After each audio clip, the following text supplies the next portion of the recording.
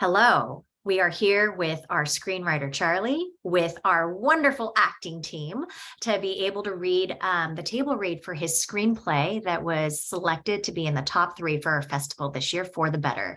I will be narrating, and let's go around in a quick, circle for our actors to introduce themselves and what part they will be reading for. We'll start with Jessica. Hi, Jessica Hecker, and I'm reading for Hope. Nikolai. Okay. Hey, my name is Nikolai, and I'm going to be reading for Zach. Hi, my name is Oksana. I'm going to reading for Laura. Hi, I'm Beth, and I'm reading for Katie Clark. And I'm Harold Gross, and I'm reading for David. And I'm taking it home, Patricia Pruitt, reading for Lily Martin. All right, let's go ahead and get started.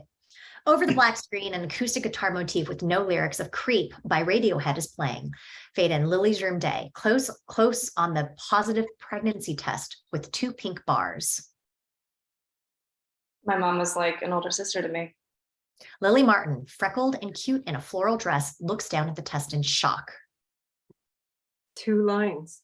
David Mason, blue-eyed and goofy in a swim and dive varsity jacket, peeks over her shoulder and shrugs. So? Seeing Lily tear up, he suddenly runs to a trash bin and throws up. She was 15 when she got pregnant with me. Pale, David wipes his mouth, slowly walks back to Lily and faces her. Look, try again. Try again, Lily. Lily shoves the test in front of his face. This is the 3rd one.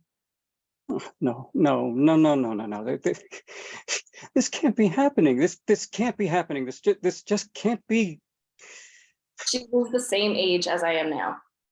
David starts pacing the room. Lily tries to give him a reassuring smile. We can get through this. David continues pacing. David? It's like $400, right? We can both chip in and do it. What are you talking about? You kidding me?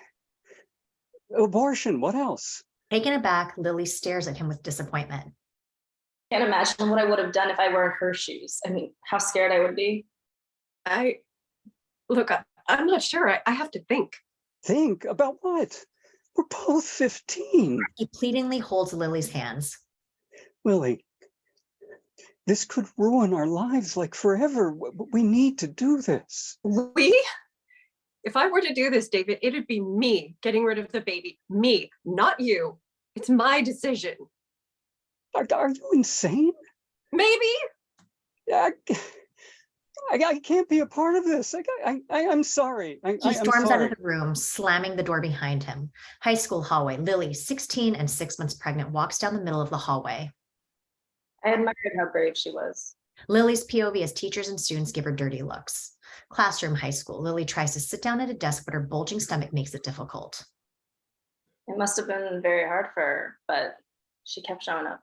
Lily's house kitchen. Laura Martin, Lily's mother, and her father, Dan Martin, sit at the kitchen table. Smoking a cigarette, Laura uses her fingers to rake her graying hair. Lily enters, drops her backpack next to the table, and sits across from them.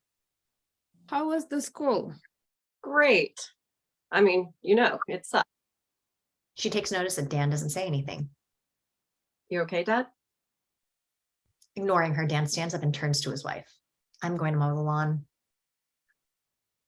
Grandma Laura was always there for her. She loved my mom, truly. Laura reaches across the table and holds Lily's hands.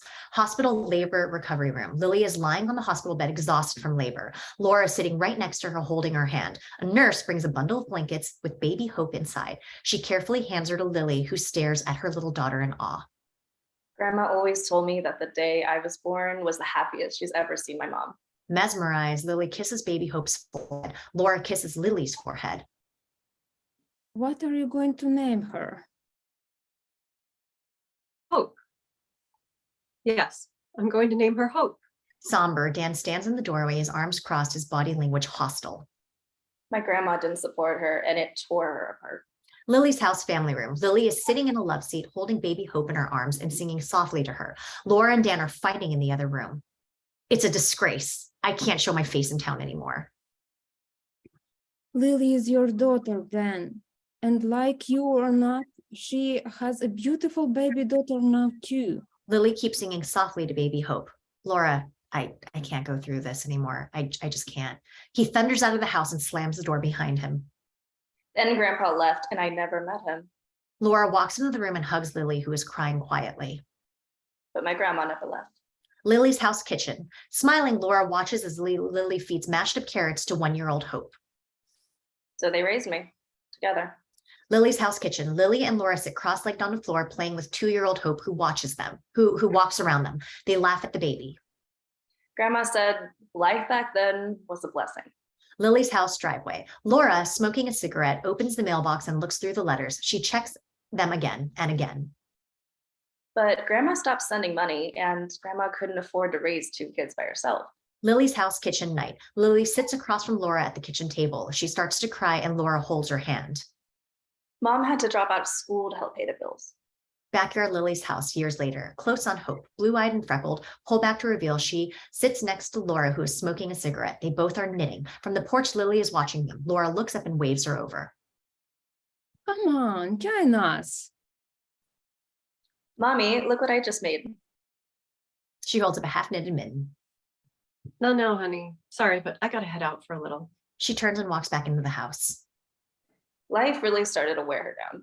Disappointed, Hope looks at Laura, who kisses her on the cheek. Lily's house family room night. Laura is brushing young Hope's hair on the couch, looking worried. Lily enters through the front door very high. Laura gets up to help her, but orders Hope to wait on the couch. My mom had problems. She wasn't perfect.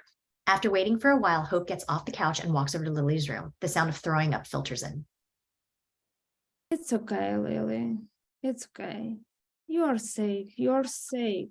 Rehab center day. Lily, bags under eyes and looking weathered, walks out of the rehab center. She's greeted by Laura and young Hope. She fought so hard. For us, for herself. Lily's house kitchen. Lily lights candles on Hope's 11-year-old birthday cake. Hope blows them out. Laura ashes a cigarette and claps with Lily. There were some more good years after the bad ones. Diner day flashback. Through the window of the diner, we see Hope, Lily, and Laura sitting at a booth and drinking milkshakes. Lily dips a fry into her milkshake and Hope copies her. They laugh. Some years were even really good. Lily's room morning flashback. Lily is lying in bed with the lights off. Hope walks in. Mom, Grandma says it's time to get up. Hope walks closer to Lily and shakes her, but she's not moving. Grandma. Laura runs into the room, tries to wake up Lily, but to no avail. Lily? Lily? Oh my God. She picks up a phone and dials 911. It got bad again, even when we thought the bad was over. Hospital intensive care unit at night. Lily is lying in bed, lifeless. Hope hugs Lily, crying. Laura sits next to the bed, holding Lily's hand. That's how we lost her. Anyway, I'm so proud of her. I really am, for fighting as hard as she did. Funeral home, present day. Hope, in a black dress, stands behind a podium addressing the mourners. Laura, wearing a scarf around her hairless head, sits in the front row, staying strong for Hope. I miss you, Mom. I miss you so much. Hope walks out of the parlor amongst the other attendees. People give her hugs and extend their condolences, and she passes. She politely complies, sees an old man approach her. I'm so sorry for your loss. Your speech was beautiful. Thanks. She walks past him, making for the door. A middle-aged woman hugs Hope. My deepest sympathy, dear. Your words were so lovely. Thank you. Let me know if you ever need anything. Will do.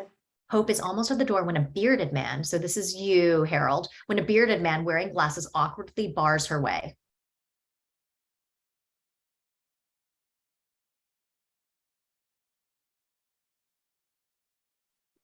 Harold, you're muted.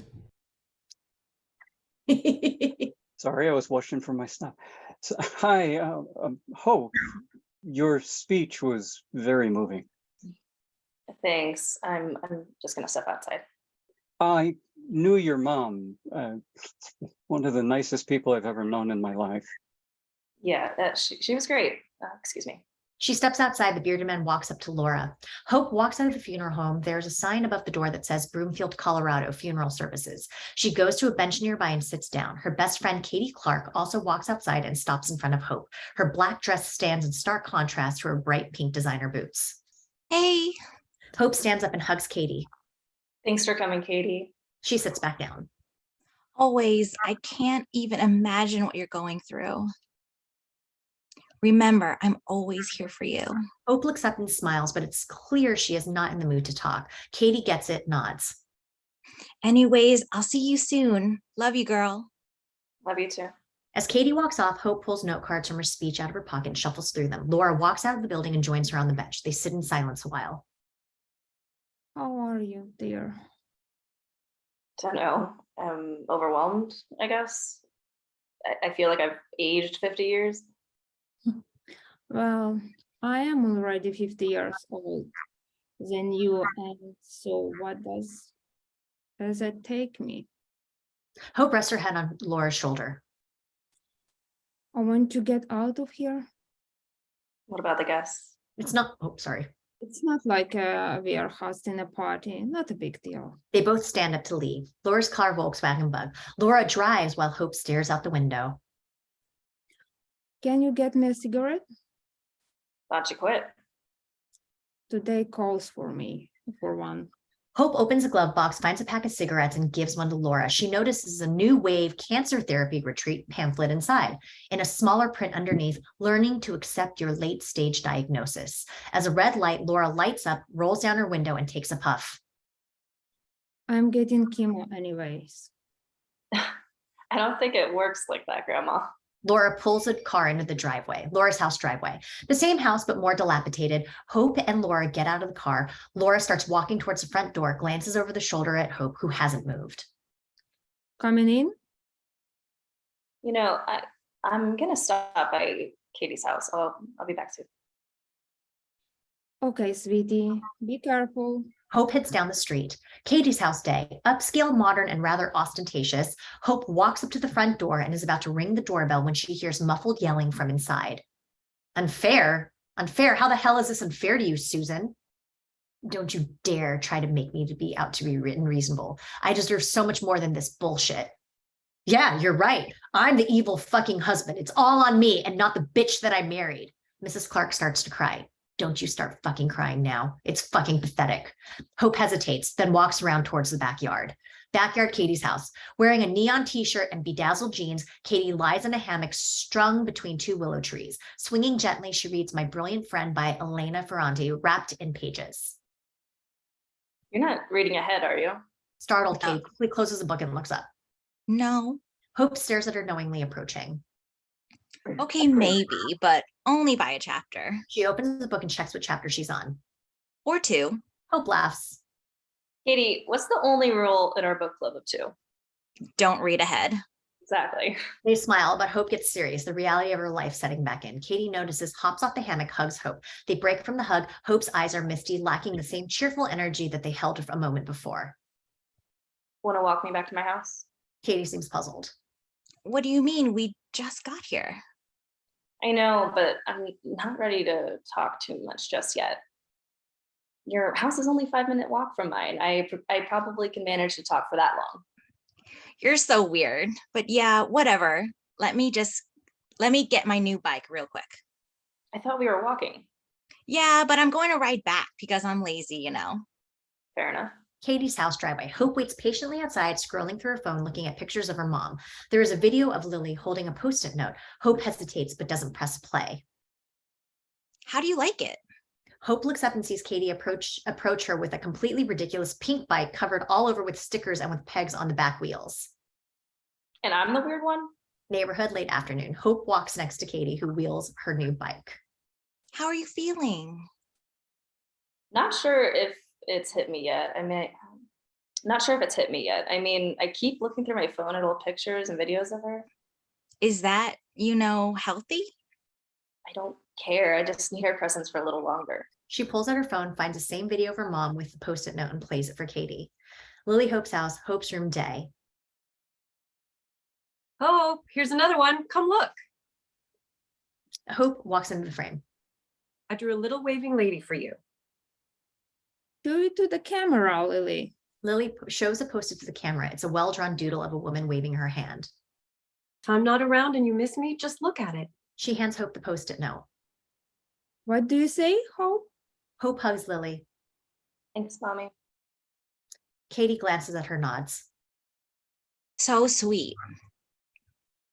Right? She would make hundreds of these little doodles and leave them all over the house for me to find. Katie tears up. There's still a bunch of them around the house, and I'm not sure what I'm going to do with them now. Hope notices that Katie's on the verge of crying. I'm sorry. I'm sorry. I should be the good, strong friend who's here for you and not a crybaby. Come on, you don't have to be strong to be a good friend. Thanks. You know what I mean? Hope's house driveway. Hope and Katie arrive at Hope's house, walk up to the front door and hug. Love you. Ditto. She gets on a ridiculous bike and rides away. Hope enters the house. Figures? Laura's house family room. A brush in hand, Laura sits on a love seat with Hope at her feet, cross-legged, looking through Lily's high school yearbook. Hope is back in casual attire, a baggy Radiohead t-shirt and well-worn jeans. Katie knows she's in high school, right? She starts brushing Hope's hair. I kind of respect her for it. It's bold. I told her about Mom's doodles. Oh, yeah? Hope points to the yearbook, its pages covered with more of Lily's doodles. Mom drew them with such ease. Obviously, she's been practicing for a while. I'm going to miss seeing them pop up all over the house. Same. Hope takes a deep breath. Do you know what's crazy? I've looked through this yearbook thousands of times, just trying to guess which one my dad is. Yeah, so have I. Your mom never told me. I know there's no point, but I just thought maybe I'd recognize some part of myself in one of those pictures. Honey, no. You will go crazy doing that. They sit in silence for a moment. The only sound is the brush going through Hope's hair. So do you want to tell me what that pamphlet is about? What pamphlet? The one in the glove box? Laura is surprised by Hope's bluntness. I've just been looking at some alternatives. What is it?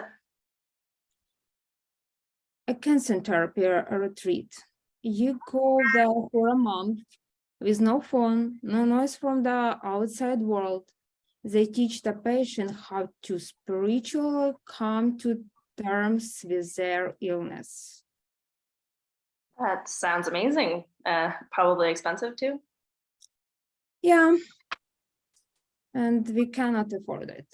But still, good to know what sort of experience exists and helps people get better, at least for a while. The brushing stops. Hope waits, but it doesn't resume. Grandma? No answer. Panicked, Hope turns around and sees that Laura is fast asleep, snoring. Hope breathes a sigh of relief, stands up, puts a blanket over Laura and kisses her on the forehead. Over the sound of the doorbell ringing. Hope's house. Hope comes to the door and opens to find Katie outside, her pink bike behind her on its kickstand. Hope frowns, noticing Katie's eyes are red, despite her smile. Hey, you okay? I think so. Can I walk you home? I'm already home. I mean, after you walk with me to my house. What's going on? I want to talk to you, but you said yesterday you can only talk for 5 minutes. I mean, that's how long it takes to walk between our houses. No, back and forth will take 10 minutes. Damn it. Hope smiles. No worries. I can manage that. Let's go. She puts her shoes and calls out. Grandma, I'm going to Katie's. Be back later. Okay, dear. Don't let Katie put more stickers on that bike of hers. Neighborhood. Hope and Katie, wheeling her bike, walk down the street. It'd be amazing if your grandma could go to that retreat. I know, but there's no way. What would you do if she went? I mean, hypothetically speaking. Don't know. Maybe I'd stay at your house. Katie looks away from Hope, her eyes tearing up. Wouldn't be a good idea. Sorry. Katie, it's only hypothetical, remember? What's wrong? Katie shrugs, takes a deep breath. My parents are getting divorced. Oh my God, Katie, I'm so sorry. She hugs Katie. They told me last night, you're the only person I can really talk to right now. Of course, I'm here for you, always. Katie hugs Hope back. Ditto. Hope's house. Hope and Katie arrive back at Hope's house. There's a black SUV parked in the driveway next to Laura's car. Hope stops in her tracks, staring at the SUV with dread. Grandma never has anyone over. Katie gets nervous too. Just go and check who it is. Yeah, I'll text. Hope's house. Hope enters, sees a pair of man's shoes on the floor. She cautiously heads for the kitchen. Hello? Oh, Hope, you are already back. Come on in. Hope walks into the kitchen. Laura is seated across the table from the same bearded man who was at the funeral. Hi, Hope. Sit down, honey. Hope hesitates and sits down next to Laura. David tells me you met at the funeral. Sort of, more in passing. The man removes his glasses, puts them in his shirt pocket. As he extends his hand, Hope notices he's blue-eyed and quite good-looking. Hi again. I'm David. Hope shakes his hand stiffly, looking at Laura. So, how do you know each other? First of all, David has kindly offered to pay for my cancer therapy retreat. It actually starts on Monday. Wait, that's in 2 days. I know, but I heard about your grandma's situation and I thought I could help. But why? I mean, no offense, but who are you to pay for her? Laura takes a deep breath. Honey, I know it's all unexpected, but turns out David is your father. All of the color drains from Hope's face. Stunned, she shakes her head. No way. Hope, please. I'm really happy to meet you. No. I know, honey. It's all so sudden, but with me not well and this retreat, David offered to take you back to Illinois with him for the month I'm going to be away. You can meet your family. Shocked, Hope doesn't say anything, having a hard time processing all the information. I feel like we have a whole lifetime to catch up on. Silent, Hope just turns and runs outside. Hope, Hope's house. Hope bursts out of the house. Katie is still waiting on the sidewalk with her bike. We need to go. What happened? Is everything okay? No. She stands on the pegs of Katie's bike. Just pedal fast. Katie begins pedaling down the sidewalk at semi-fast speed. Neighborhood day. Hair blowing in the wind, Katie continues pedaling fast as Hope stands on the pegs of the bike. Are you going to tell me what happened? My life might be over. I don't know. We just need to get back to your house. Then you'll explain? I promise. Living room, Katie's house. The inside of Katie's house is even nicer than the outside. Everything looks expensive and polished 3 times over. The girls burst through the front door. Mrs. Clark, plump and tipsy, sits alone on a couch, finishing a glass of wine. As Katie and Hope run past her, she frowns. What are you up to, girls? They just ignore her and run upstairs. After a moment, a door is slammed somewhere. Katie's room, day. Hope paces the room upset. Katie sits on the bed, gobsmacked by the news. Oh my God, that's huge. Are you really going to leave for the whole summer? No, no way. He didn't want me then, and I don't want him now. But aren't you happy to have a dad at least a little? No, I'm not happy to have that. Not if it's him. Mrs. Clark knocks on the door. Hope, your grandma's here. She's worried about you. Can you tell her that I'll be home later? I don't know. It's not really my place. Mom, it's okay. Hope just needs some time. Another louder knock on the door follows. Mom! it's me. Hope, can we talk? Where's David? At motel, waiting to hear back. So me going with him isn't a sure thing? No, it's not. Katie looks over to Hope, who hesitates but stands up solemnly. She hugs Katie, opens the door, and faces Laura, who gives her a sheepish look. Hope's house night. Both in pajamas, Hope and Laura sit on the couch. Laura is brushing Hope's hair. Are you sure the retreat would help you? I think so, yes. But if going means you have to live against your will, then I'm staying here. It's worth it to see you happy. Grandma, it's just, he didn't want me. He was 15, Hope. People change, for better or for worse. You think he changed for the better? He grew up,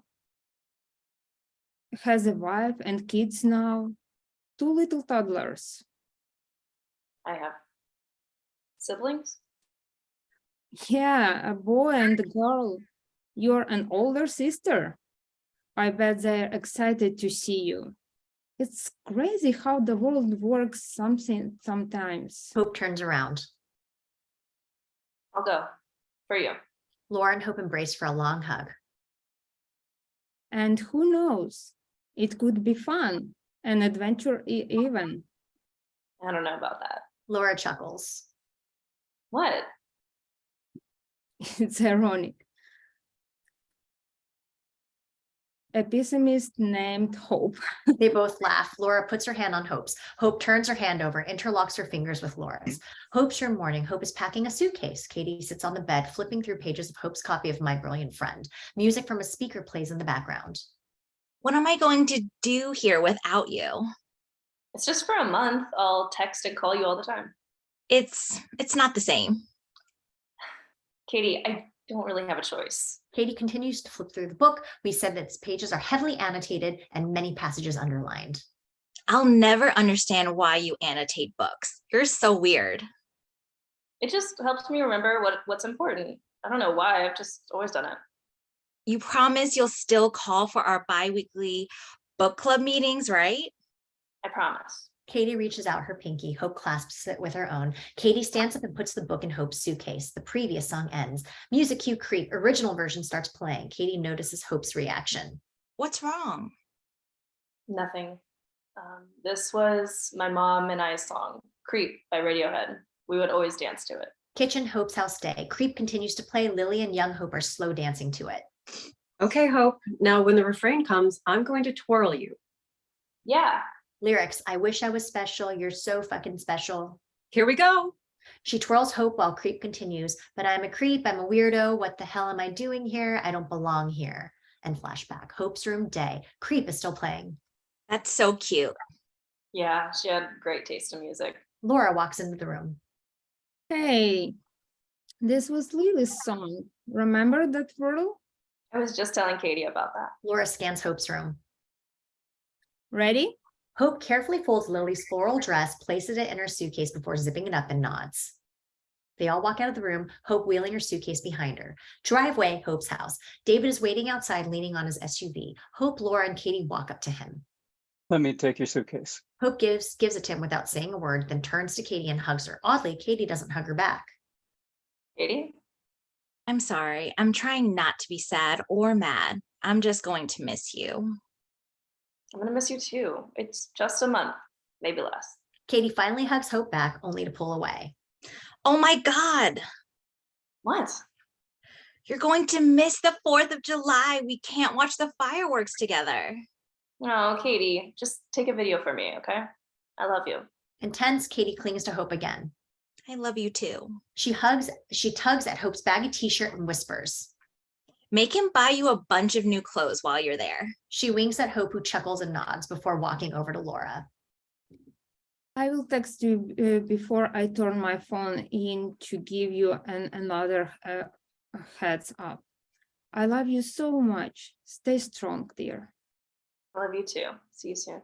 They hug for a moment, then Hope walks over to the passenger door and gets in the car. David nods to Laura and gets behind the wheel.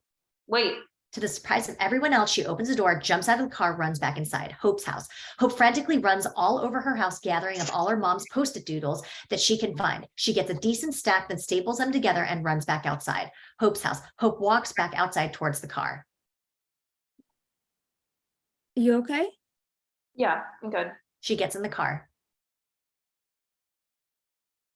Car day. David pulls out of the driveway. Laura and Katie wave goodbye. Hope waves back. Oh, what did you forget? None of your business. They drive in silence for a while. Hope leans her head on the window, looking at the outside world. I know this was all sudden, but I'm so happy you decided to come. Hope continues to stare outside of the window for a couple seconds before responding. I'm not doing it for you. I assumed that. Laura is a sweet woman. You don't deserve to talk about my grandma. Okay. So what do I deserve to talk about then? Hope doesn't respond. The car day. The SUV drives on the highway on the outskirts of Nebraska. Car day. Hope is looking through her mom's Post-it doodles. David notices but pretends not to. I need to get gas. He pulls the car off into the roadside gas station. Want anything from inside? Hope doesn't respond. David just gets out of the car. Hope waits a second before getting out of the car too. Gas station day. Hope stands against the car, pulls her phone out of her pocket and calls Katie. Katie's house backyard. Katie is lying in her hammock reading Miss My Brilliant Friend when her phone starts to ring. She picks up. Intercut. Hello, my brilliant friend. Hey, Katie, what are you doing? Katie looks over at her house. Mr. Clark storms out of a side door and slams it behind him. Mrs. Clark opens the door just as he gets in his car and screeches out of the driveway. She starts crying and runs back inside. Just reading you. Taking a break at some gas station. I miss you already. Beat silence. Katie, talk to me. I think I'm going to be Homer sooner than I expected. Katie slightly perks up. How? You'll see. Trust me. Beat silence. Katie's face clouds. Sorry, I gotta go. She just hangs up. Taken aback, Hope still holds her phone to her ear before pulling it away, trying to process Katie's strange behavior. She climbs back into the car. Car day. David gets back behind the wheel, holding a huge assortment of chips and other snacks in his arms. Got you some snacks. Some? I maybe went a little overboard. You want anything? I'm allergic to all of that. Really? Hope doesn't respond. David realizes she is saying that to get at him. He shrugs it off and puts the car in drive. Car night. Hope is looking through her phone while David drives. Music? Ignoring him, she puts on her headphones. Time lapse. Her headphones still on. Hope gets a text on her phone from Laura. Just got to the retreat. About to put my phone away. Miss you so much, Hope. Please stay safe and maybe even have fun. David's trying his best. Love you, Grandma. Hope texts back. Miss and love you too. I'll be fine. She takes her headphones off. I need to use the bathroom. So she speaks. Hope gives him a dirty look. Okay, I'll pull into the next gas station. Gas station, middle of nowhere, night. David and Hope get out of the car and walk towards the gas station. Give me a second. I'm going to call Katie real quick. Cool. You want anything? Yeah, I'm actually starving. Can I get a Coke, beef jerky, Fritos, Lay's normal, salt and vinegar, and barbecue? I thought you were allergic. Hope shrugs it off. Guess I'm not anymore. David chuckles, walks into the convenience store. Hope makes sure he's out of sight, runs back to the car, gets her suitcase out of it. She starts walking fast down the side of the highway. Highway, middle of nowhere. Hope keeps walking. She opens Uber on her phone, trying to get a ride, but no service. Fuck. Defiant, she continues to walk. Highway time lapse. Hope has slowed down, dragging her suitcase now. A pair of headlights approach fast. It's David's car. He pulls over behind Hope, jumps out of his car, and runs after Hope. The only light comes from the car's headlights. Hope, come on. Hope doesn't even look back, keeps walking. Leave me alone. Please get back in the car. No. Just give me a chance. Hope rapidly turns around, squints at the headlights, tears streaming down her face. Did you give me a chance 15 years ago? David shifts uncomfortably. No, and I hate myself for it. You deserve to hate yourself. I've lived my entire life without you, and I can live the rest of my life without you too. I want to be in your life, Hope. That's why I'm here. Hope tries wiping her tears away to no avail. You don't get to choose that.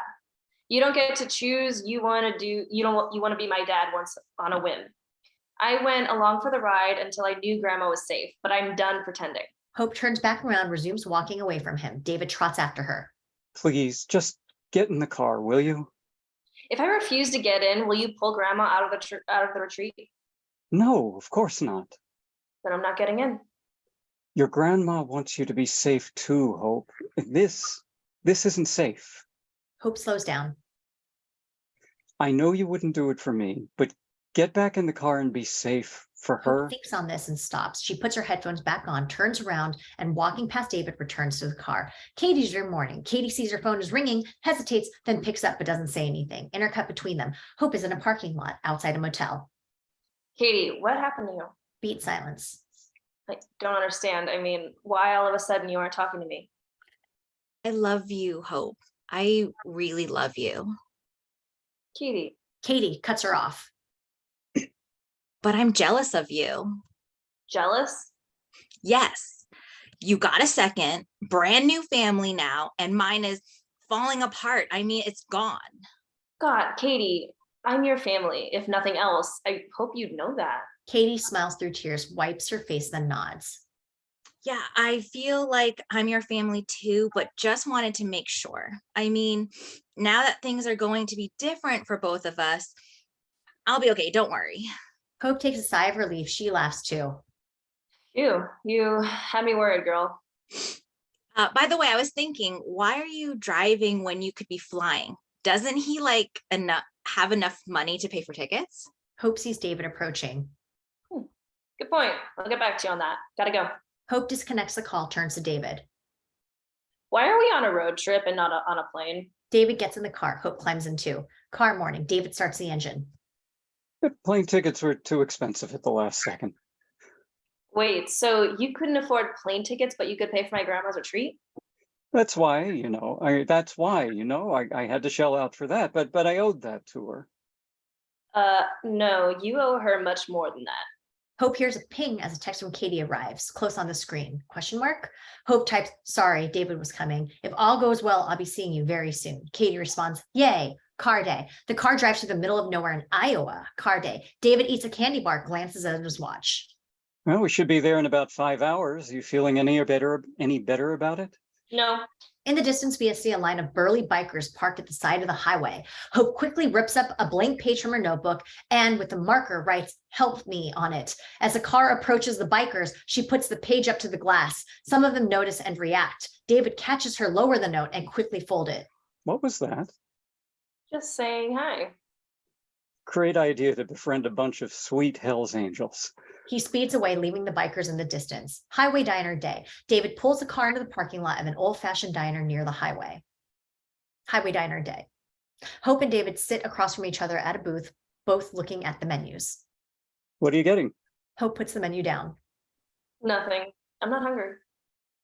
Come on, you've barely eaten since we left. I'm getting you something. A waitress approaches. Hello, can I get you started with anything? Double cheeseburger for me. Got it. And you, sweetie? I'm good. 2 double cheeseburgers, thanks. Coming right up. Not to engage with David, Hope pulls out her phone and starts looking through her photos. They sit there in an awkward silence. David musters his courage. Listen, can I explain something to you? This gets Hope's attention. She puts her phone down. Explain what? Myself. Why I haven't been in touch until now. No.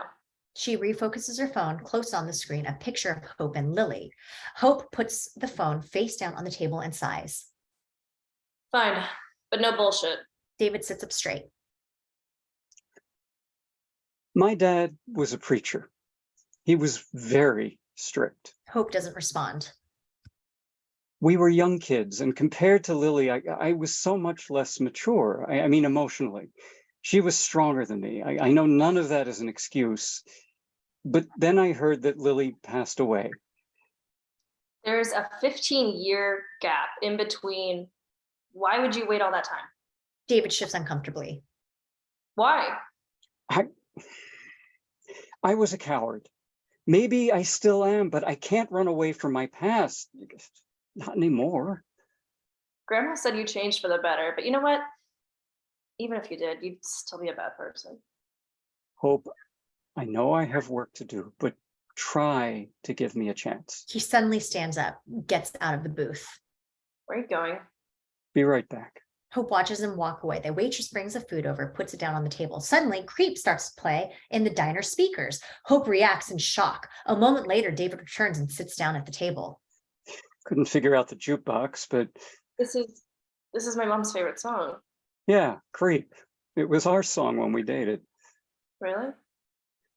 We would dance to it whenever and wherever it came on. Incredulous, Hope stares at him. Jim, high school flashback. It's prom night and all the kids are dancing, dressed up. We had this tradition. Lyrics, I wish I was special. You're so fucking special. When the song got to the refrains, I would twirl your mom. David twirls Lily while Creep refrain plays. But I'm a creep, I'm a weirdo. What the hell am I doing here? I don't belong here. They dance for a moment longer after the refrain ends. End flashback. Highway diner. Creep continues in the background. Against her will, Hope has tears in her eyes. What's wrong? Nothing. I don't know. I just didn't consider how the twirl traditions came to be. Well, now you know. The sound of loud bikes rumble outside. David and Hope look out the window. Highway Diner Day. The gang of bikers that David passed previously has arrived at the diner. 3 enormous bikers get off their bikes and walk inside. Highway Diner Day. The whole diner goes quiet. One of the enormous bikers spots David and Hope, points at them. Nikolai, do you want to read for biker number 1? Sure. There they are. All 3 of them approach the booth. Hope is too scared to speak. Hey! Biker 2 picks up David out of the booth by the collar. The other diner patrons gasp. You kidnapping son of a bitch. What do you mean? I didn't kidnap her. Okay, David, you could read 3 too. Shut up, scumbag. Biker number 2, or I mean, not David, Nikolai. Biker number 2 punches David in the face. He falls to the floor and the bikers begin kicking him. Hope jumps to her feet. Stop. He's my father. The enormous bikers stop, gawking. What the hell? Yes, I swear he's my father. Don't hurt him. So why did you write help me? Hearing this, David groans, still lying on the floor. Sheepish, Hope looks down at him and then backs up at the bikers. It was a joke, a bad joke. What the hell's wrong with you? Let's get out of here before they call the cops. Car, day later, his eyes swollen, David drives in silence, feeling bad. Hope stares out the window. I'm sorry. Seriously. No worries. I get it. Are we even now?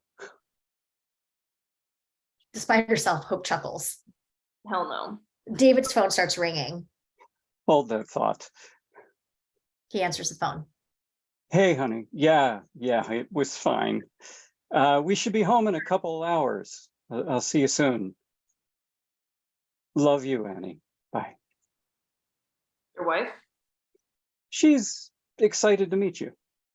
I bet she's going to be disappointed. I'm nothing special. Stop it. You are. You are. B. Grandma said that you have 2 kids. David smiles, surprised by the personal question, and nods. Yeah, Henry is 5 and Claire is 4. Cute. They're my whole world. I bet. David catches Hope's hurt look, realizes the insensitivity of his comment. Hope pulls out Lily's Post-it notes and begins looking through them. David glances over. Gas station, rural Iowa. Hope walks back into the car, her headphones on. Car, same time. David is looking through Lily's Post-it notes. Hey, don't touch them. She snatches them away from him. I didn't give you permission to look through them. She used to make these doodles all the time. Maybe, but those are mine. Okay, can I see them? No, these doodles are too precious to me. They are the last ones she made. I don't want you to ruin them. She puts a Post-it note back in her backpack. Are we leaving or not? David sighs, pulls out of the gas station, gets back on the road. Car day. The SUV is passing under a welcome to the land of Lincoln sign on the highway. They're finally in Illinois. Car day. The SUV is driving past the Chicago skyline. Car day. David motions for Hope to take her headphones out. What? I'm going to pull over and use the bathroom. Can I trust you not to run away or get me mugged? Can't promise anything. David smiles, turns the car into a gas station parking lot. Gas station, Chicago suburbs day. Hope presses Katie's number and waits. Hey, brilliant friend. Intercut between them. Katie is putting more stickers onto her bike, seemingly back to her normal self. Hey, brilliant friend. What you up to? Just sprucing up my bike. Got more stickers today for it. Why even paint it pink if you're going to be entirely covering it in stickers? Katie shrugs, has no answer. Never mind. Want to know something crazy? I got David mugged. Katie freezes, shocked. No way. You got your dad mugged? How? Shh, don't say it so loud. Someone in my ear. Don't worry. My mom's in the other room. I heard it, but I won't tell anyone. Don't worry. Don't worry, sweetie. Okay, my mom knows, but do you promise? Yes, I promise. How did she do it? How did you get him mugged? Hope sees David walking back from the gas station. Tell you later. David's coming back. Sorry. Bye. She hangs up. Good to go? Hope just nods, sees his puzzled look. What is it? David touches all of his limbs and his face. Wow, you're still here and I'm in one piece too. This must be just our most successful pit stop yet. Nice dad joke. She realizes she just said dad. David notices it too, watches as Hope hurries into the car and puts her headphones in. Hope reads my brilliant friend annotating as she goes. David glances over. So you like to read? Nah, I just like to hold books and stare blankly at their pages. David chuckles. Won't doodling in a book ruin it for the next reader? Hope rolls her eyes. They're not doodles, they're annotations. Not that there's anything wrong with doodles. Hope closes the book, awkward silence. How much longer? About 45 minutes. I live near Lake Forest. I have no idea what that means. It's a town 45 minutes north of Chicago. Don't be a smartass. Look who's talking, Ms. Annotations. Car, late afternoon. The SUV drives through Lake Forest. Mansions are everywhere. Car, same time. Hope looks out the window in awe. Wow, so what is it that you do for a living? I work for the largest distributor of medical supplies in the Midwest, What kind? primarily incubators for babies. Oh, that's pretty ironic. David considers this. Guess so. Didn't you say we had to drive because plane tickets were too expensive? Yeah, right, about that. The truth is I wanted to spend some time with you to get to know you better. Wait, so you decided to drive a 30-hour round trip just to chat with me? Is that weird? Hope can't help but smile a little. I'd say. Car, late afternoon. David pulls into the driveway of his house, close on Hope as she stares out the window, gobsmacked. David's house, late afternoon, a spectacular mansion with its back to Lake Michigan. Hope steps out of the car, still staring at it in disbelief. David jumps out, gets the suitcases, and joins her. Ready? Uh-huh. As they walk up the steps to the front door, David turns to Hope. Just follow my lead, okay? He opens the front door and steps inside. Hope hesitates and follows him. Patricia, I'm going to have you read for Annie, just as a Okay. heads up. Living room, David's house. The interior is pristine with an enormous chandelier in the parlor area. As soon as David and Hope enter, Henry and Claire run up and hug David's legs. Henry, Claire, Daddy, Daddy. David picks them both up, one per arm. Hey, you guys, you miss me? He kisses them both on their cheeks. They hug his head. Daddy, what's wrong with your eye? Yeah, Daddy. And who's this person? David kisses them again, puts them down. Daddy tripped into somebody's fist. Hope suppresses a chuckle. And this is Hope. Hi, Hope. Hope with a P. That's what we said, Daddy. Hi, you two. The sound of footsteps come from nearby. Hope looks up to see Annie Mason, beautiful, wearing an expensive dress and jewelry, hesitantly walking down the staircase. Hey, darling. Annie approaches David, but her eyes are on Hope. She says nothing, then turns her gaze back to David and reacts. What happened to your face? Daddy tripped into someone's fist. Long story. I'll tell you later. He turns to an awkward Hope waiting to be introduced. Annie, this is Hope. Nice to meet you. She Annie. resolutely Oh, extends sorry. her hand. Annie shakes it, visibly uncomfortable. Right. I'm going to jump in the shower. See you all later. As she runs upstairs, David turns to Hope and just shrugs. In David's house tonight. David, Hope, Henry, and Claire eat pasta at the kitchen table in an awkward silence. The kids' faces are covered with sauce. Henry keeps trying and falling to twirl the pasta with his fork. A moment later, Annie walks downstairs wearing a robe. She clearly hasn't showered. You want me to make you a plate? I'm not hungry. I'll just sit. They continue to eat in silence until Annie clears her throat. Hope, I'm really sorry about your loss. Thanks. Must be tough. I mean, with your grandma also being sick. Yeah, lung cancer. Did they catch it early on? Not really. She's stage 4. Annie winces, her eyes genuinely sympathetic. Hope notices it, somewhat surprised. Must be so hard on you. Hope just nods, breaks eye contact, uncomfortable. Annie stands up. Anyway, I'm going to bed. But it's early, Mommy. I've got a headache. She kisses him and Claire on the head. Good night, everyone. A communal goodnight from everyone. Annie glares at David for a beat before walking away. Back porch, David's house. Hope sits alone on the steps of the porch, staring at Lake Michigan, glistening in the moonlight. From above, David and Annie's raised voice filters in. Stage 4? You didn't tell me it was that serious. Why does it matter? Are you kidding me? She has no other place to go once this is over. Did you ever consider that before bringing her here? How could you even think that way? Fuck you. Do not make me out to be the insensitive person here. You are so fucking lucky I didn't take the kids and walk out the door when you told me. Oh, for God's sakes, put yourself in my shoes. What else should I have done? No, put yourself in my shoes, David. Hope puts her headphones in, drowning the angry voices. Backyard later. The lakefront backyard is elegant and lush. Hope strolls across the lawn listening to music. Creep comes on the playlist. God damn it. David appears behind her, taps her on the shoulder. She reacts, startled, pauses the song. You okay? Considering my present life? Not really. She pointedly placed Creep on her phone's speaker. What about it? I don't think I've ever truly understood this song until now. Creep lyrics play in the background. What the hell am I doing here? I don't belong here. She pauses the song again. How much of the yelling did you hear? Enough. I don't belong here, David. You do belong here. They stand in silence. Why would you risk losing your family over me? You're my family too. But You're my family too, Hope. Family room, David's house. Hope enters and looks around a cozy interior. A couch has been pulled out for her in a bed. wow, this is the nicest family room I've ever seen. Thanks. We have a guest room upstairs, but I don't think you and Annie should be on the same floor of the house for a bit. Yeah, I got that feeling. Oh, I'm gonna go check on her.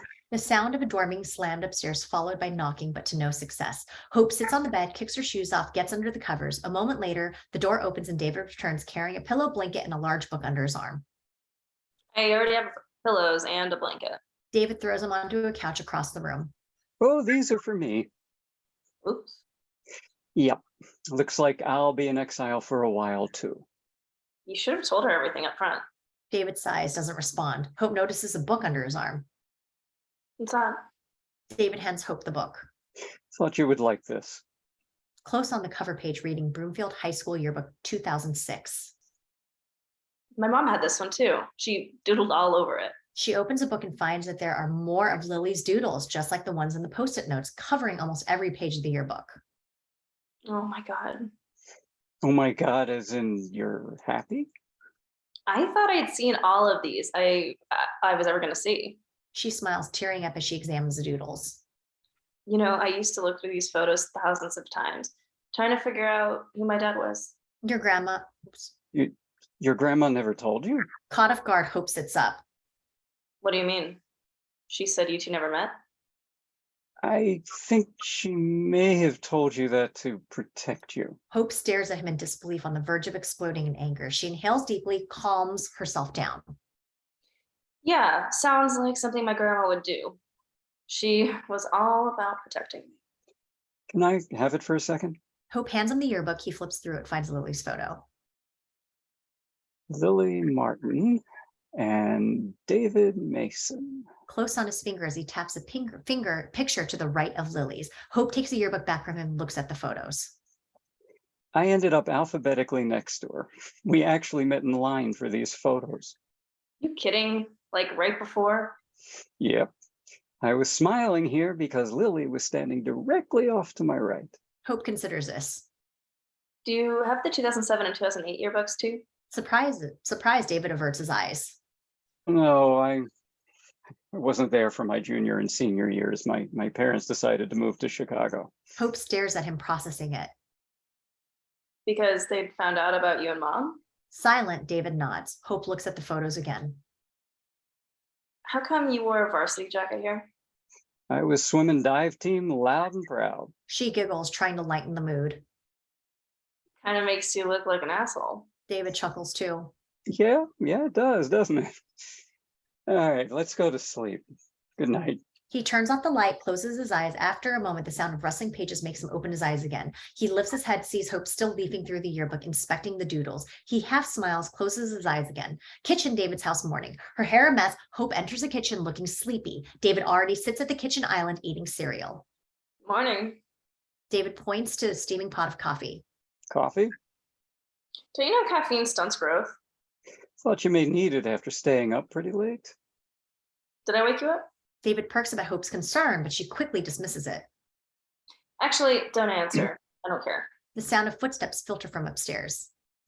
I'll be right back. Annie coming down today? Your guess is as good as mine.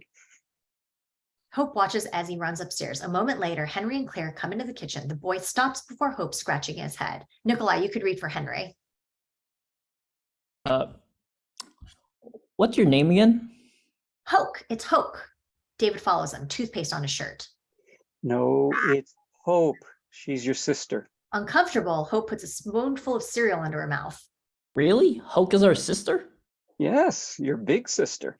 Both children run up to Hope, hug her leg. She awkwardly hugs them back. Hi guys. We love you, We Hulk. love you, Hoke. Daddy, why haven't we met Hope before? It's a long story.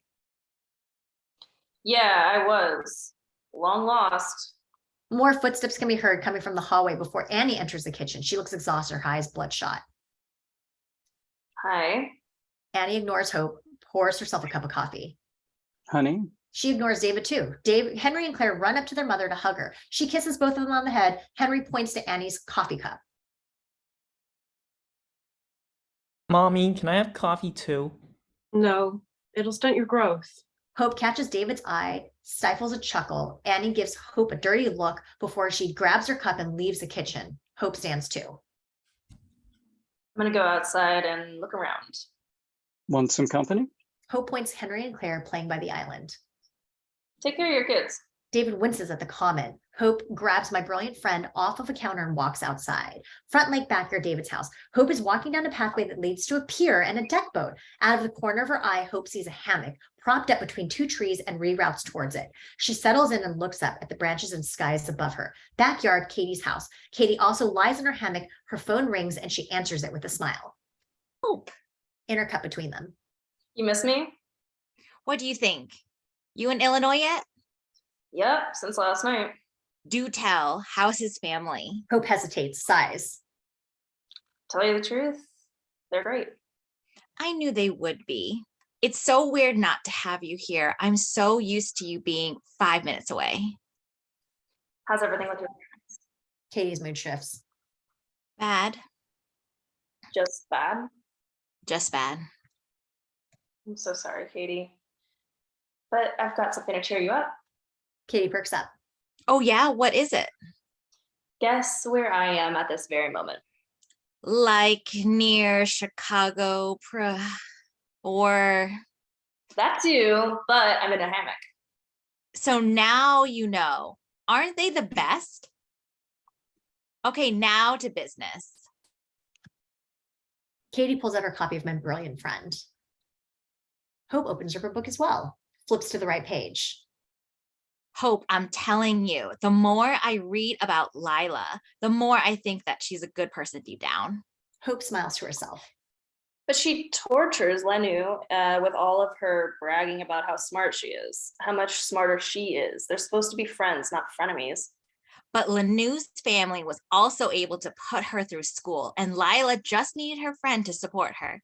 They love each other, even if they don't always show it.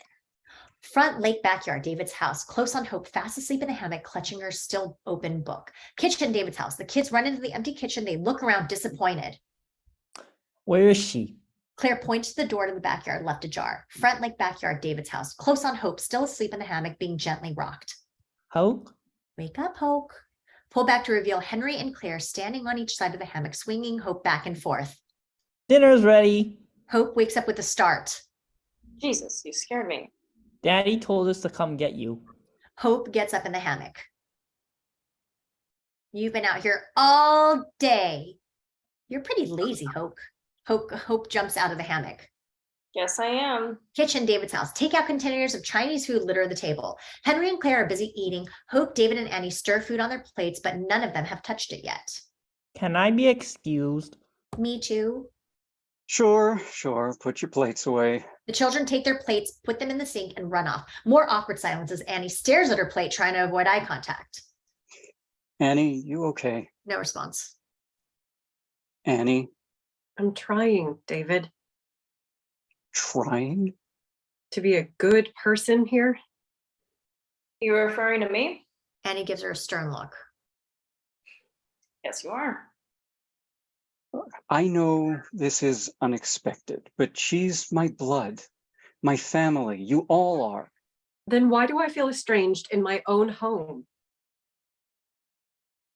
Do you mind going check on the kids? Hope nods and stands up. Suddenly, Annie grabs Hope's arm and pulls her back into the chair. No, I want her to stay. This conversation applies to you too. Up to now, you considered me to be a good person, right? Of course. But you treated me like I'm a stranger by not telling me the whole truth. Hope looks down at her plate, shakes her head. One moment, I just lost. It had to reload. Oh, no worries. 66? We're on page 7. 66, 66. like towards the bottom. David, I get it. Why are you taking it out on her? This is not her fault. It's mine. Put yourself in my shoes. No, you're better than this.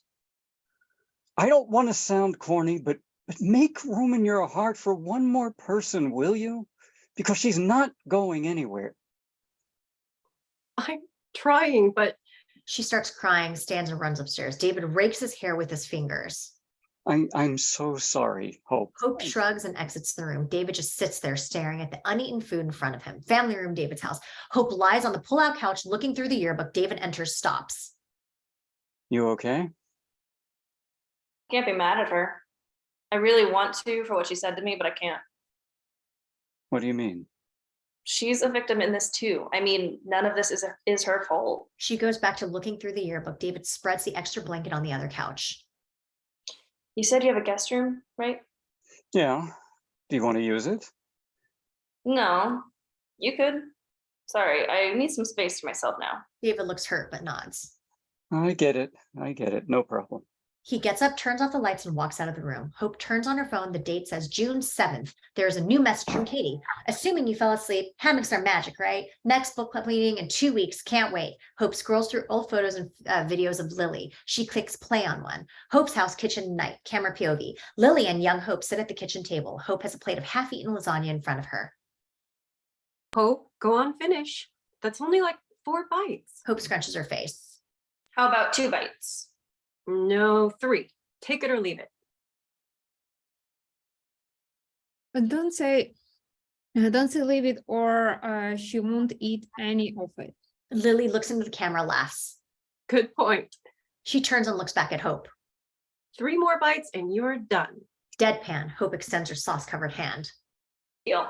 Lily shakes it. Hope takes her first bite of the remaining lasagna. Lily dots pasta sauce on Hope's nose and then kisses her head. She looks at her daughter with overflowing love. And flashback video. Family room, David's house. Hope wipes her tears away and lies down, holding the yearbook like a teddy bear to her chest. Backyard, David's house. Claire and Henry running around playing with the soccer ball. Hope swings in the hammock, texting Katie. Her phone date reads June 12th. She gets a text from Katie. 3 more weeks until I'll see you again. 1 more week till book club. Hope types back, yay, so excited. Suddenly, Claire starts crying. Hope jumps up and runs over to the girl. What's wrong, Claire? Henry pushed me and I bumped my knee. Claire continues to sob. Henry runs off and keeps playing with the soccer ball. Let's get you to the porch. Back porch, David's house. Claire sits on the steps of the porch. Hope emerges from the house holding a brush. She sits on the step above Claire and begins brushing her hair. My grandma does this for me when I'm upset. It always helps. Claire sniffles, nods. It does. Thanks, Hope. Annie runs out of the house. I heard crying. Is everyone? She sees Hope brushing Claire's hair. I tripped, Mommy, but I'm good, thanks to Hope's magic brush. Hope makes eye contact with Annie, who seems surprised. She turns and goes back inside. Pier, Lake Michigan. Hope sits on the edge of the pier, her feet dangling and above the water. She then lies back, looks up at the stars above. A cold breeze makes her shiver. She gets up and starts walking back to the house. Back porch, David's house night. Hope approaches the house and notices a cigarette glow in the dark of the porch. When she gets closer, she sees it's Annie seated on the steps smoking. They'll kill you, ask my grandma. Annie looks up, about to take a defiant drag. Hope opens the door to walk inside. Wait, Hope pauses. come sit with me. You sure? Annie nods, waits as she joins her on the steps. Listen, I know it's not your fault, but I'm only human. I can't help but feel angry. Annie, No, let me finish. I realized David was a kid when he got your mom pregnant. Frankly, I can't even imagine what I'd do.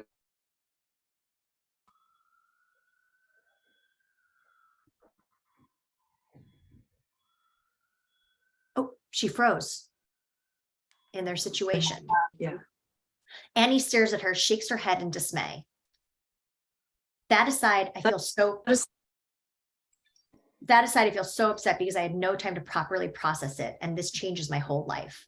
I love David, you know, but to have someone, a stranger, parachuted overnight into your perfect life is a big mess. So yes, I'm selfish, but he fucked up too. People make mistakes. I know that because I'm one of those mistakes. And he laughs, kills a cigarette on the step. I'm really sorry for how I've treated you since you got here. No worries. It's okay. It's not, Hope, but thank you. They sit there in silence for a moment, reflecting. I had a stepmom too. Felt so alone after my dad married her. Hope looks at her waiting.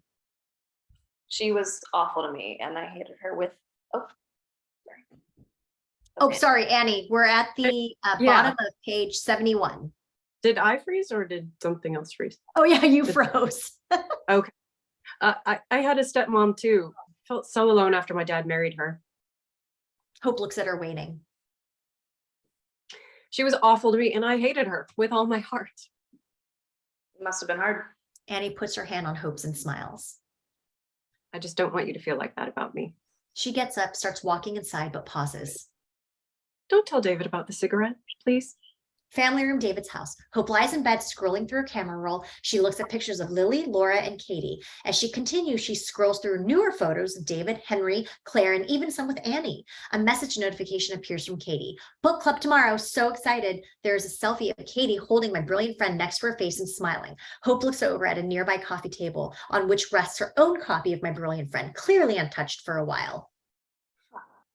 Pier, Lake Michigan Day. Hope sits on the edge of the pier, her toes barely tapping the water beneath her. She tries to speed read My Brilliant Friend. David is busy bringing supplies into the nearby engine-powered boat with a large deck in the company. Annie is applying sunscreen to the kids. Your first day on the lake. You excited? Hope looks up. I guess so.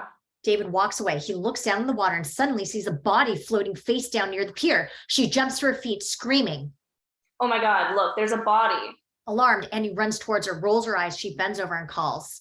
Knock it off, Zach. The body flips over to reveal Zach Garrity, almost attractive but dorky. He squints, blinking away water. Hi. What's wrong with you? I thought you were dead. He does this all the time. This is Hope. He's our neighbor's nephew. Mommy, I forgot my swim goggles. And he walks back to the kids, leaving Hope and Zach alone. He climbs into the pier, extends his wet hand to Hope, and they shake silently. David walks past him on his way to the boat, carrying a huge cooler. Dead body prank? You know it. Want to join us on the boat today? Hope quickly turns around and looks up at David. What? Zach springs up to help David with the cooler. I'll behave, I promise. Boat, Lake Michigan. Hope, David, Annie, Henry, Claire, and Zach are all sitting on the boat eating snacks. Henry and Claire are wearing adorable kids' life jackets. There is an inner tube hooked to the back of the boat. Hope tries to read but can't focus with the rocking of her boat. She eventually gives up and puts the book down. She pulls her phone out of the beach bag and takes a picture of the lake reflecting the sun. She sends it to Katie with the caption, "Miss you." She puts her phone back in the bag. You here for the summer? I wish. I'm just staying over the weekend, flying to Nashville with my folks afterwards. What's in Nashville? I'm checking out Belmont. Well, and technically Vanderbilt. What do you mean, technically? I'm just touring it, but I don't think I'm smart enough to get in. That I completely believe. David laughs at the jab. He's just being coy. I think he has a chance. You know, being mature and being smart are two different things. Henry walks up to David. Daddy, can we go tubing now? Tubing. Zach nods at the inner tube. You sit on it and the boat drags it behind. It's fun. The kids really love it. David smiles at Hope. You should go with them. Zach, you too, if you want.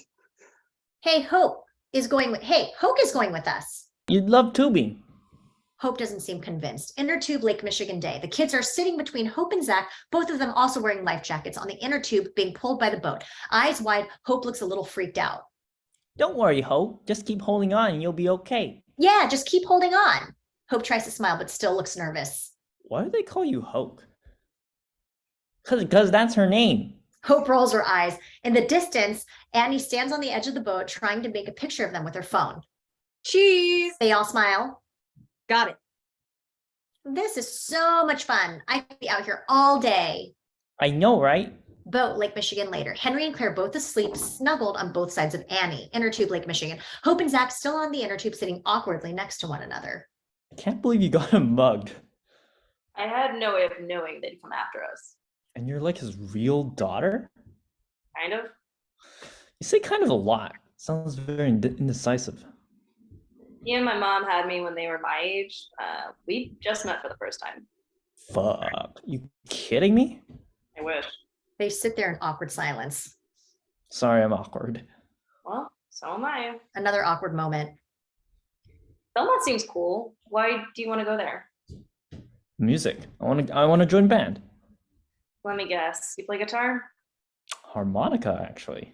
Hope gives Zach a suspicious look. He cracks up.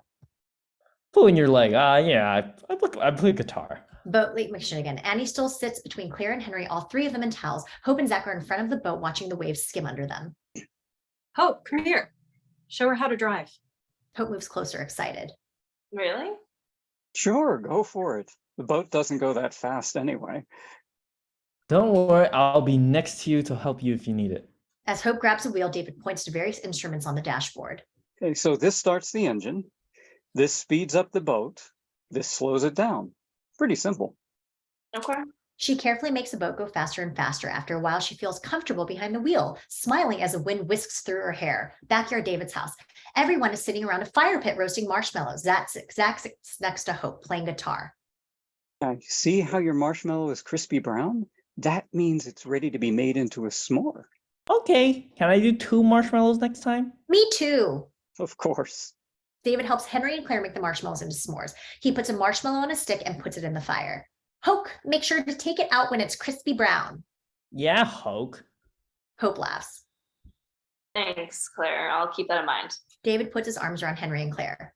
Love you guys. Love you too, Daddy. Seeing this, Hope unexpectedly tears up. She turns her head away, angry at herself. You okay? Hope doesn't respond. Hope? I'm fine. The fire's staining my eyes.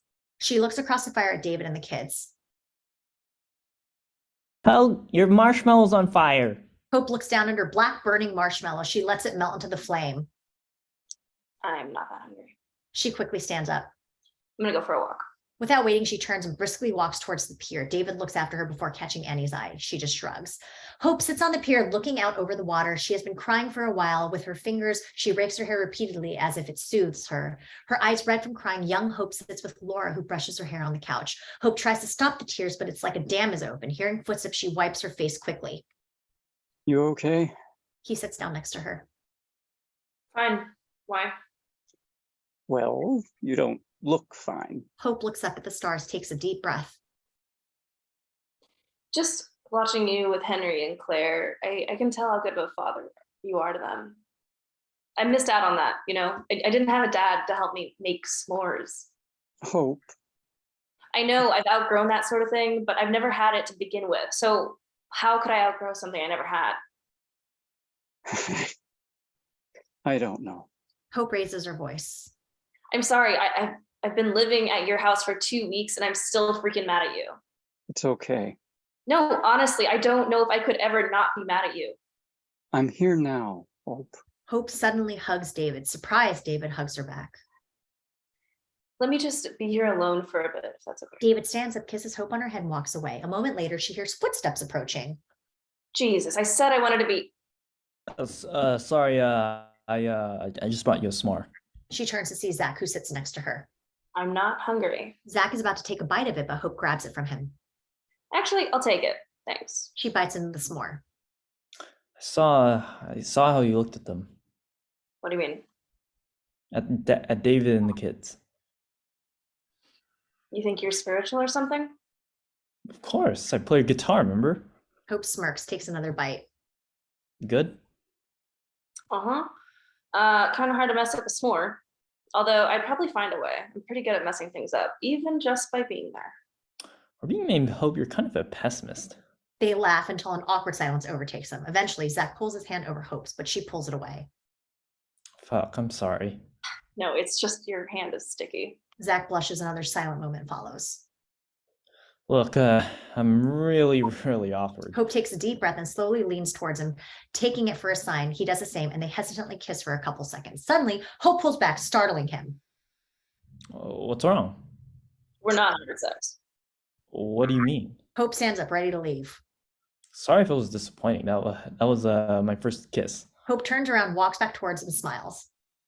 Mine too. They both step closer towards each other. Can I kiss you again? Just Just kiss you, that's all. Hope nods and they kiss again, arms dangling awkwardly at their sides. You guys all right? Startled, Hope pushes Zach away from her. He topples into the water with a big splash in the exact same spot where he pretended to be dead earlier. Kitchen, David's house. Hope walks inside. She takes a deep breath and she smiles. She takes her phone out of the bag and checks it. 15 missed calls from Katie.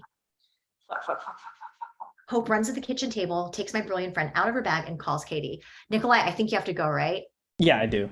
Nikolai, thank you so much for joining us. I have to go as well. I'm so sorry. Yes, no Yeah. worries. Bye. Thank you. Okay, Katie's room night. We see nothing but dark. All of a sudden, Katie's phone rings and lights up her face under the covers. There are tears in her eyes. She slowly grabs the phone and answers. Katie, oh my God, I'm so sorry for missing book club. I've just had the craziest day. Hope smiles. I had my first kiss. Silence. Katie? That's awesome, Hope. I'm happy for you. So, how was your day? Just great. My parents asked me which one of them I'd rather live with. Katie, I'm so sorry. That's awful. You want to talk about it? It's okay. I just want to talk about the book. Katie takes the covers off her face, sits up in bed, and turns a lamp on her nightstand. My brilliant friend sits next to the lamp. Katie grabs it. Yeah, for sure. Hope opens a book, worriedly flipping through the pages. So what did you think of the engagement? Yeah, absolutely crazy. I didn't see that coming at all. You didn't see it coming. Stefano had been courting Lila for chapters. No, I know that. I just didn't expect Lenu's reaction, is what I meant. Yeah, okay. It's just that Stefano is so indebted that I'm worried about Lila's safety.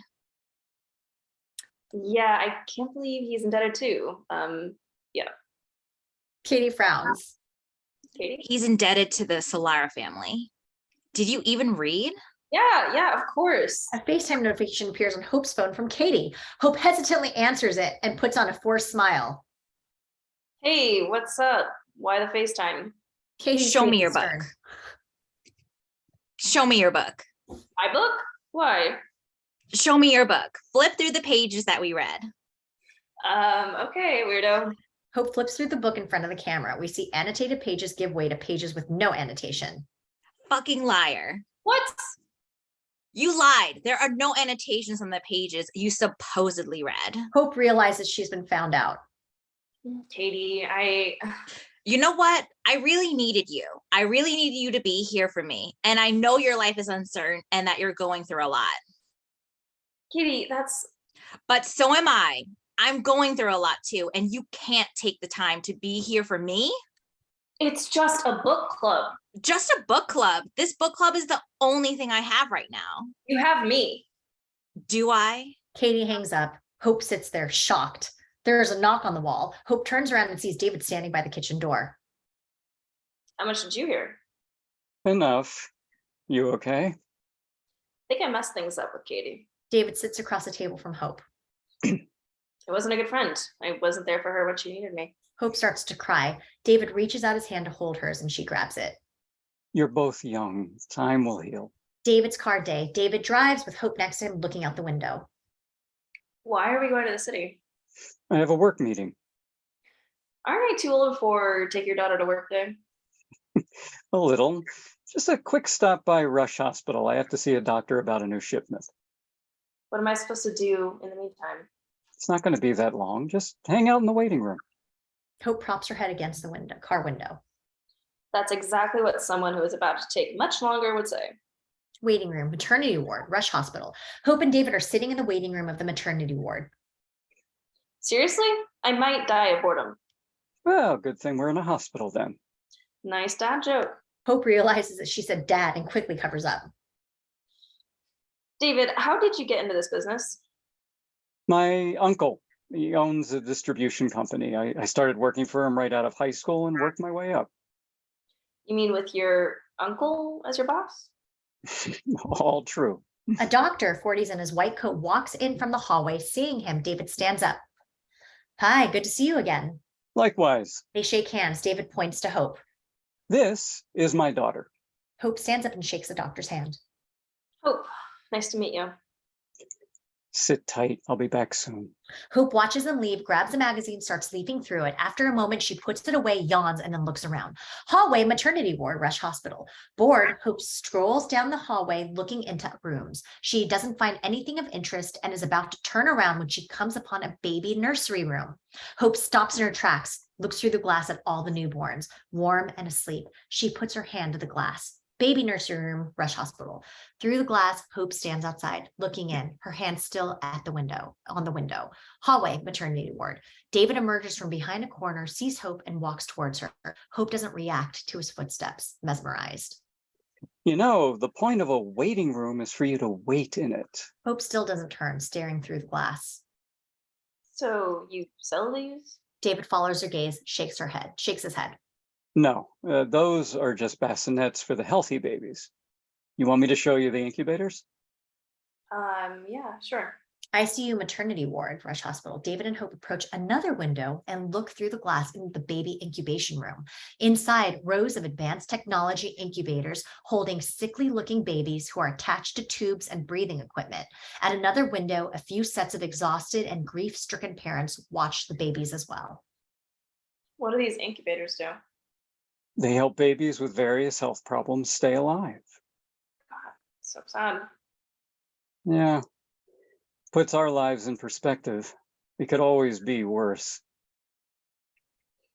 You know I make good money and all that, but I'm grateful for what I do as a living will also help others. What I do for a living also helps to do some good for others in the world. Hope glances them but says nothing. Somber, they stand there for a moment longer. Ready to go? Yeah, let's go. Front lawn, Chicago Planetarium. Hope and David sit on the lawn of the Chicago Planetarium looking at the city skyline. So beautiful. It's my favorite place in the entire city. I come here whenever I need a break from stuff. Hope takes in the sunset. I can see why. How did you meet Annie? What? That's a random question. Why? She's my stepmother and I know practically nothing about her. She used to be a nurse. We met at the hospital. No, it's kind of cute. Right? Before we knew it, Henry was on the way, and then Claire. B. Hope looks away from the skyline towards David. Were you there when each of them was born? Of course. He takes a deep breath. My turn for a random question. Go for it. You still think I'm a bad person?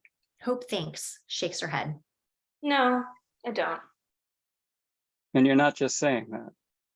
You should know better by now, not to ask me that. David chuckles, lies down on the grass. Hope joins them, both staring at the sunset, enjoying the view. David's car traveling Chicago night. David pulls into the driveway of his house and parks. Hope, we're here. Hope doesn't respond. Hope? He sees that Hope is fast asleep. David's house night. David enters carrying Hope, who seemed to be asleep. You for sure don't think I'm a bad person? She grimaces sleepily and mumbles. Told you, I don't. And you're not just saying... Shut up. David kisses her forehead, carrying her upstairs. Guest room, David's house morning. Hope wakes up and sits up disoriented. She looks around, not recognizing the room. She sleepily gets out of bed and heads for the door. Kitchen, David's house. Hope walks into the kitchen to find Annie sitting at the island drinking coffee. Hope sits down across from her. Beth, feel free to read for Annie. Sure. How do you sleep? Great. Why did you put me in that? Guess David's back in my good graces, so the room was free. I'm happy for you too. Annie looks down at Hope's baggy Radiohead t-shirt and worn out jeans. What? Ever want to go clothes shopping with me? The city has a lot of nice shops. I couldn't ask that. You sure? Not saying there's anything wrong with Radiohead. It's just... Where is everyone? David and the kids are on the pier fishing. Want to join them? Pier, Lake Michigan day. David, Claire, and Henry are fishing off the pier, carrying a tray of coffee mugs. Annie approaches them with Hope in tow. Coffee, anyone? Yes, I want coffee, Mommy. Me too. Annie hands them their mugs and makes a face. It's hot chocolate. Very clever. Annie hands David a mug with real coffee. Beautiful morning. Really is. Montage, the whole family eats spaghetti in the kitchen. Hope dots pasta sauce on Claire's nose. David rides a tandem bike with Henry, and Annie rides a tandem bike with Claire, and Hope rides alongside them on her own bike. Hope lies in the hammock reading My Brilliant Friend, with Claire and Henry lying on either side of her, both of them asleep. Hope walks into her guest room, and on the bed sits a neat pile of expensive clothes with a post-it note on top. Close on the note, too small for me, after Claire. Hope, wearing one of Annie's expensive outfits, walks in the city with David, Annie, Henry, and Claire. She checks her phone. Close on, a chain of messages to Katie. Katie, I'm so sorry. Then Katie, followed by, Katie, please respond. Can we talk at least, Katie? Hope tries paddleboarding. The rest of the family is clapping and cheering on from shore. Hope falls off, but then resurfaces laughing. The whole family is sitting on the couch at home, eating popcorn, watching The Lion King. Hope is sandwiched in the middle. They watch as Simba looks up to the stars and speaks to Mufasa's ghost. And montage. Guest room, David's house. Hope wakes up and checks her phone. It's July 3rd. She yawns and leaves the room. Kitchen, David's house. The kitchen is empty. Hope sits down at the island, pours herself a bowl of cereal. Annie, Claire, and Henry walk downstairs too. Morning. Good morning, Hope. Have you seen David? Yeah, he had to swing by his work this morning. He should be back soon. Hope takes a spoonful of her cereal, looks down at Henry and Claire. Any plans for you two today? We have a play date tonight. Yeah, play date. It's neighborhood mom's night. We get together once a month with our kids, have some wine, and watch them play. The doorbell rings. Annie goes to pour herself another cup of coffee. Can you get that? David's house morning. Hope walks up to the front door, opens it to reveal Katie on the other side, a suitcase behind her. You? Oh my God. Yes, it's me, your brilliant friend. Hope jumps on Katie with a ferocious hug. Katie hugs her back. I thought I lost you. I thought you hated me. I love you, silly. I'm here for you always. I'm sorry for being distant. And I'm sorry for everything. I love you and the book club. Katie kisses Hope on the forehead and they laugh. I can't believe it. Did you drive all the way here? Hell no, we flew. Who's we? Hope pokes her head out and sees David and Laura walking towards them. David is rolling Laura's suitcase. Hope dashes out and runs towards them. Laura opens her arms, but Hope stops in her tracks as if remembering something. Laura reads her face, sighs. Honey, David told me. Forgive me for not saying anything about who. Grandma, I know you were just protecting me, but still. She locks eyes with her, then finally hugs her. Relieved, Laura wraps her around Hope and mutters into her neck. I really missed you. Missed you so much too. She pulls back, takes a good look at Laura, who appears more relaxed, but skinny with dark circles under her eyes.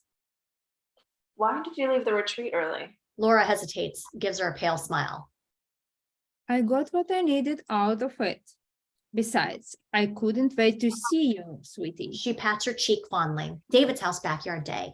Hope and Katie are lying in the hammock, feet to head. They both read My Brilliant Friend. Hope annotates as she reads. In the distance, Laura is playing with Henry and Claire in the grass. David and Annie are sipping wine seated on the porch. Katie closes her book. I'm so glad it worked out. I really needed a break from all that family mess. Hope kisses Katie's leg. I'm here for you, always. I hope you know that. Ditto, brilliant friend. Hope tickles Katie's feet, makes her squirm in the hammock. Stop, or I'm going to pee. David's house, late afternoon. Laura, Katie, and David are waiting by the front door, all dressed nicely. Annie walks in with the kids. Have a great time in the city, all of you. And you at mommy wine night. Oh yeah, it'll be a riot. Where's Hope? Coming. Hope enters the room wearing Lily's floral dress. David's jaw drops. Wow. Gio's Prime Cuisine, Chicago. Hope, Laura, Katie, and David get out of the car. He hands the keys to the valet. He turns to Hope, touches her sleeve. This dress brings back some memories. You remembered it? He looks at her pointedly. How could I forget? They enter the restaurant. Gio's Prime Cuisine, a ridiculously fancy place with silk tablecloths, leather chairs, enormous chandeliers, and the air of expensive gourmet food. The group sits at their table looking around in awe. This is like the nicest restaurant ever. I'd have to agree with you on that. A waiter walks over, bows politely. Anything to start? Just waters for now. And lots of bread, please. Coming right up. They start looking at their menus. David, every dish here is like obscenely expensive. Don't look at the prices, just order whatever you want. That's so kind of you. Yeah, thanks so much. Of course. How do you like Chicago, Hope? Honestly, it's been She stops, looks at David and smiles. He smiles back. great. It's great. So happy to hear that. Katie takes Hope's hand, squeezes it. I missed you like crazy, like crazy. Really? Like crazy? Totally, totally. You two are so funny. Why, thank you. So how about you and Hope? On good terms? Taken aback, David glances at Hope. I think so, right, Hope? I think so too, David. So how did it feel to meet your daughter in the flesh? You know, after abandoning her for all those years, weren't you like curious to see her? Jesus, Katie. Why would you even? No, it's a valid question. Speechless, Hope stares at Katie in disbelief. David hesitates, turns to Hope while answering Katie's question. Look, I'm not sure why Lily had changed her mind in that clinic, but whatever it was, I'm happy. Clinic? What do you mean? Laura winces, looks down at her hands on the table. Close on Hope as she stares intently at David, waiting. Waiting room, abortion clinic day. Lily sits next to young David in the waiting room. His face is stone cold. She is nervously tapping her foot. Seated next to her is Laura, smoking. Excuse me, ma'am, you can't smoke in here. Sorry. She extinguishes a cigarette on the floor, kicks the ashes off. No one says a word. Gio's Prime Cuisine, Chicago. Hope looks from David to Laura and back, confused. Wait, mom wanted an abortion? She wanted to abort me? Please, Were you there with her too? You were, weren't you?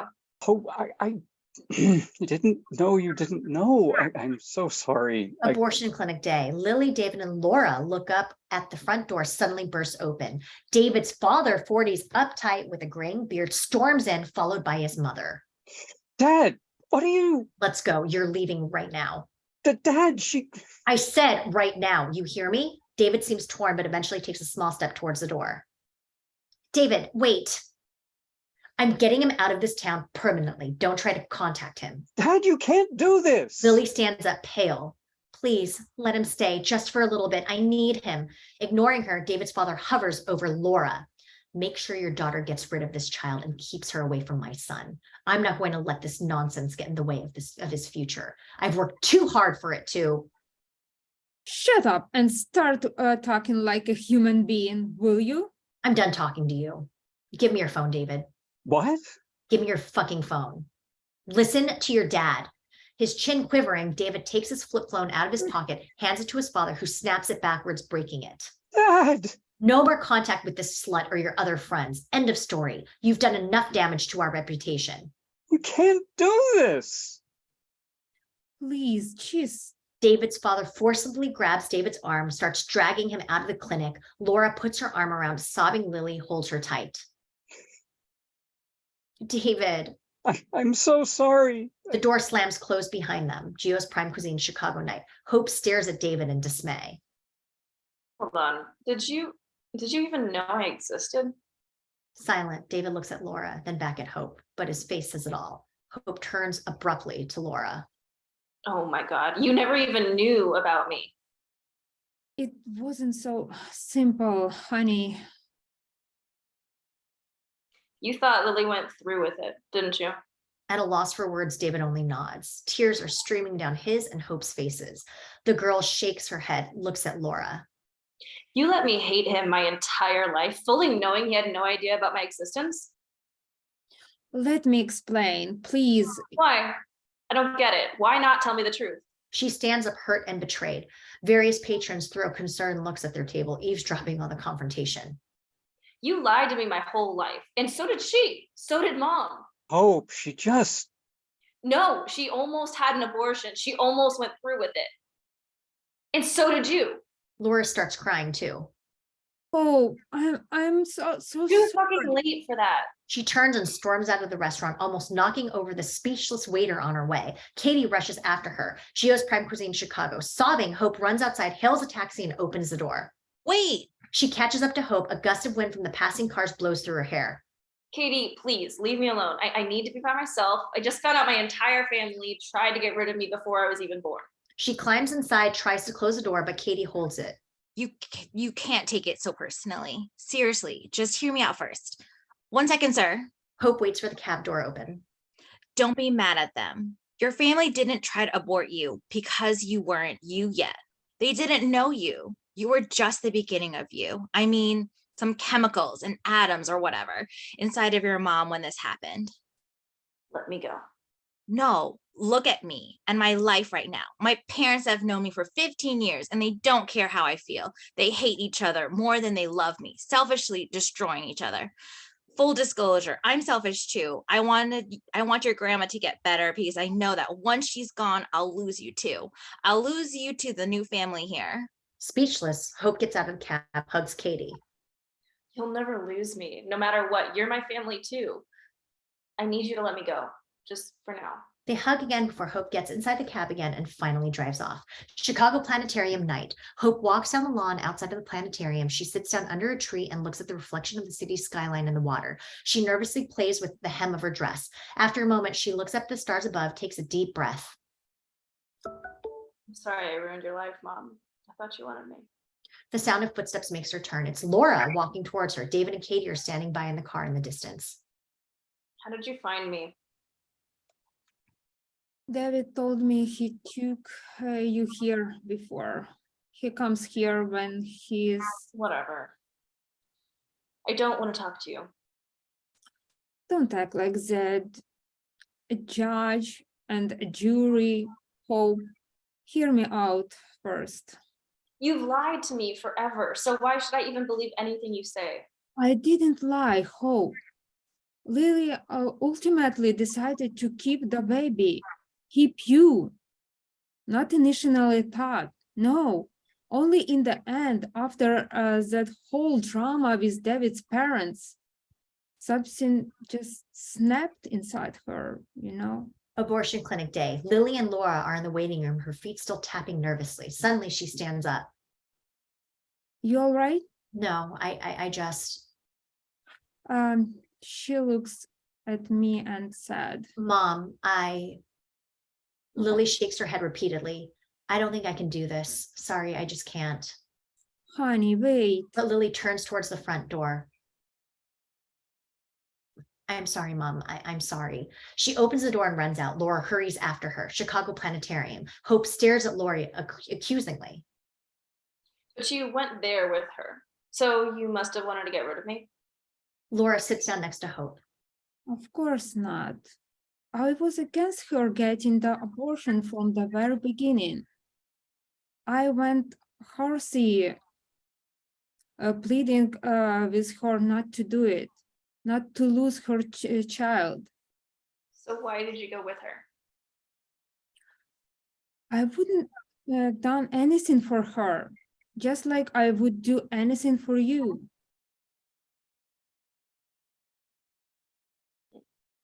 Why didn't you tell me the truth then? Because I wanted to spare you the pain. Your mother wasn't perfect. Nobody is.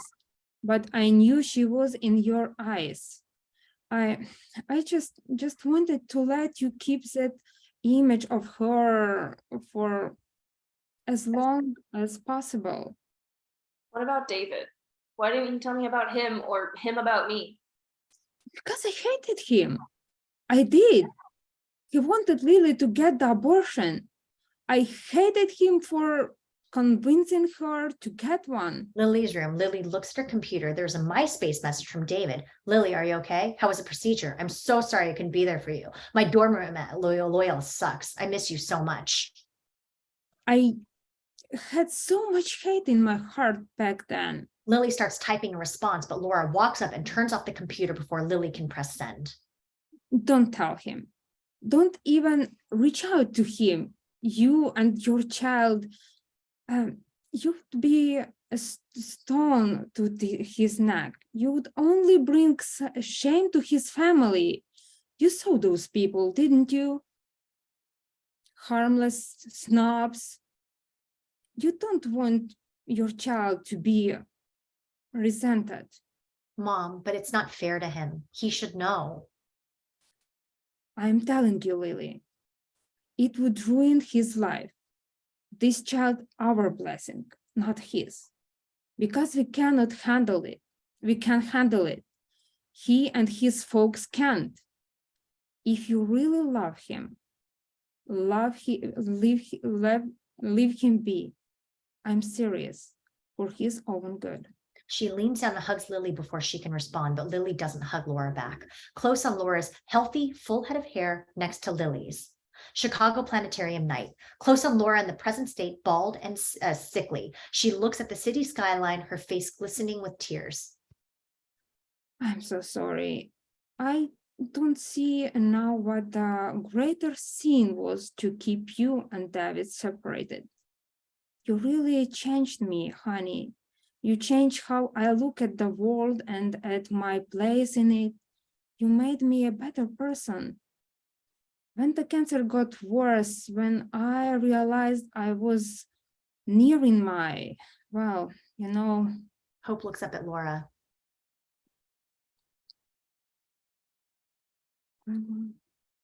That's why I called David. I told him the truth then about Lily, about you, and even after everything I did to him, everything I took away from him, he still didn't hesitate and offered to pay for my retreat.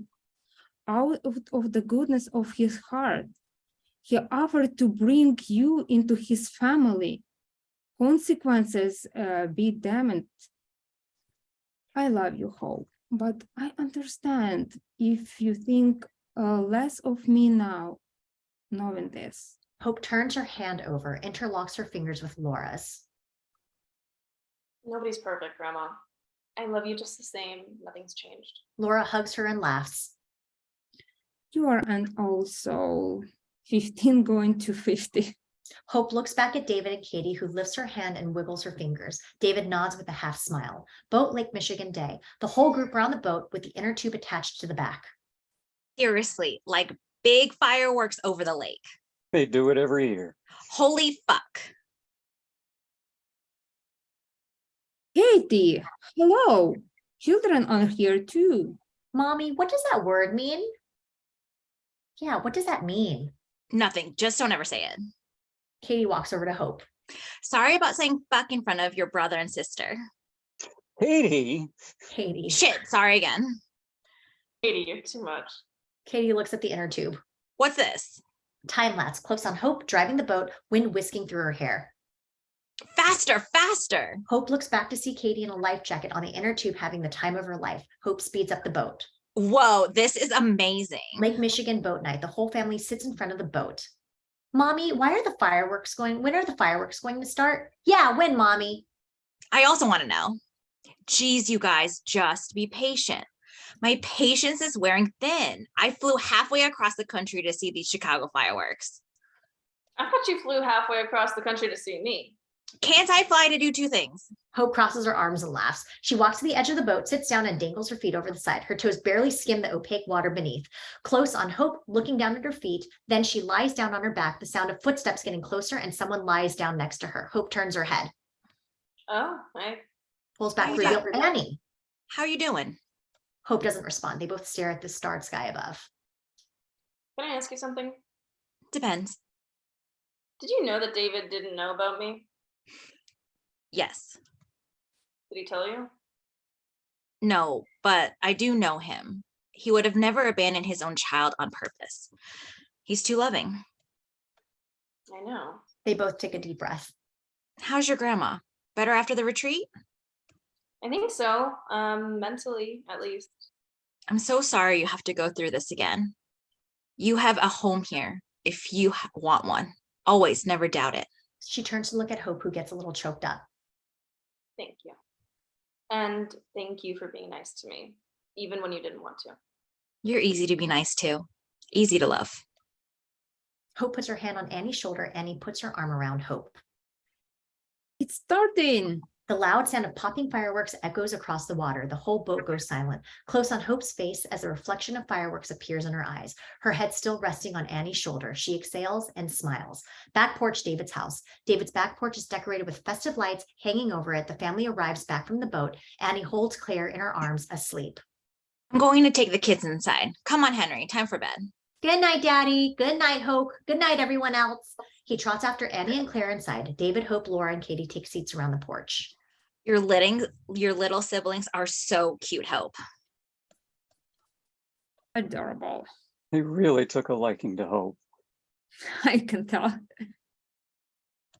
What can I say? I'm special. David pulls a wine bottle out of the cooler. Wine, anyone? You know how old we are, right? Katie stares daggers at her. David starts pouring wine to a few glasses. Special occasion calls for it. Hope is about to say something else, but Katie elbows her and whispers in her ear. Shut up. We'd love some. Thanks, David. She grabs a bottle from him and pours herself a glass that almost overflows. Laura and Hope take a glass each. David raises his. Cheers, everyone. Happy 4th. They clink their glasses. Hope looks to Katie, then to Laura, and then to David. Thanks for having Katie and Grandma here. Dad. Laura and Katie both look at Hope surprised. David tears up happy but keeps his composure. Of course. Katie gulps down most of her wine. What do you mean, of course?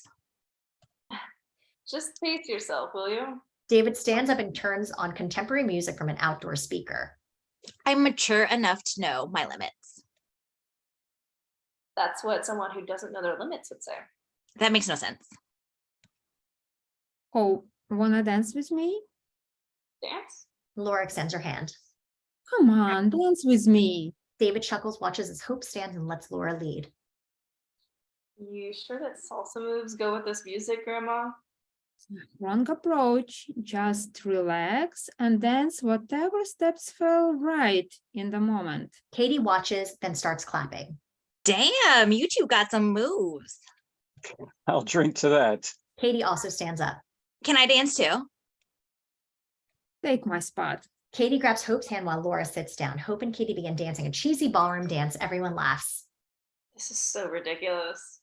What's wrong with the ridiculous? They laugh but keep dancing. Back porch time lapse. The music is off. Katie is curled up in her chair, fast asleep. Hope, David, and Laura are sitting on the porch steps looking out into the night. David takes a deep breath, looks at Hope. You okay? Just a little overwhelmed.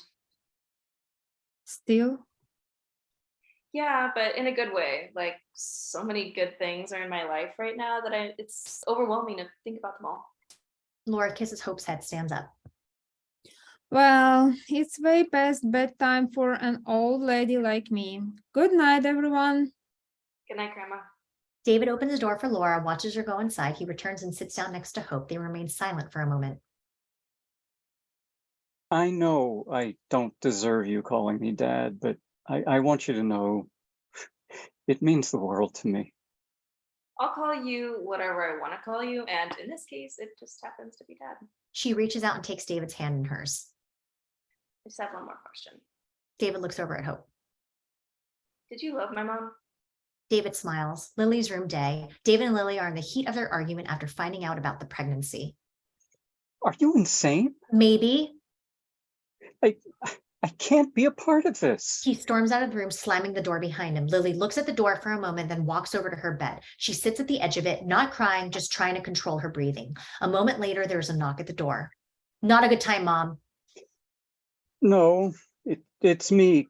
Can I come in? Without waiting for her answer, the door opens and she barges in, tears in his eyes. I'm so sorry for what I said. David. He falls to his knees, sobbing.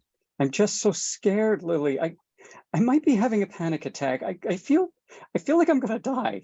Lily kneels down next to him, starts stroking his back. I should be the strong one. I'm sorry. I'm so sorry. I'm sorry. It's okay. You're safe. We're going to get through this. David inhales deeply, sits up, his eyes red. He hugs Lily and clings to her for dear life. I am here for you. I swear, no matter what.